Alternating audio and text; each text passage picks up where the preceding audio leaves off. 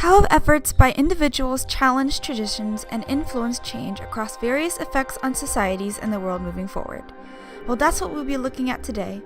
Society has been molded throughout history by the perseverance of individuals going against and even overturning their authority, whether it's a corrupted Catholic Church, a French absolute monarch, or the standing governmental system at the time. Without the interventions of certain empowered people, society wouldn't be the way it is today. People like Martin Luther, Marat II, and Joan of Arc were able to cause significant changes to the world around them, ultimately shifting power and even setting the boundaries of countries today.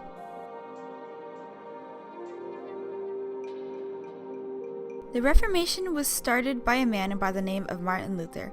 His 95 Theses nailed to the church's door became a symbol for change. His disagreement with the selling of indulgences and the fact that most followers can even read the Bible was accepted by quite a few people, and many resistances were formed. Catherine of Genoa and Catherine of Siena were among this group, as well as the Devotio Moderna. His intervention even gave rise to the Jesuits, who were against the Reformation, and were created by Ignatius of Loyola, ironically, as a way to counter these ideals. In the end, Luther was brought on trial and eventually excommunicated for his apparent crimes. However, he did manage to translate the Bible, enabling many different denominations to rise. All in all, Luther's influence and rejection of the church's practices gave birth to many different religious groups and changed the church as it is seen today. Now, in this historical event, multiple individuals were responsible for the changes made. Common people in France around 1780 resented those in the upper class and banded together, protesting the obvious remnants of the feudal system and the unfair structure of the society they lived in. A famous event known as the Women's March exemplifies this. Women living in Paris marched all the way to Versailles in protest to the king. These women successfully convinced the king to return to Paris, as he had been lounging in his home in Versailles, ignoring the famine that was raging throughout France. This was one of many events that made up the bloody French Revolution, though it is one of the tamer ones. In the end, thousands were killed via the guillotine, including the king and the infamous Marie Antoinette, who in fact never said "let them eat cake." In conclusion, the many rebellions in which made up the French Revolution ultimately rid France of feudalism and spread the ideal of democracy a long way, even though Napoleon Bonaparte eventually took over and basically had the same amount of power as the king that the people fought against.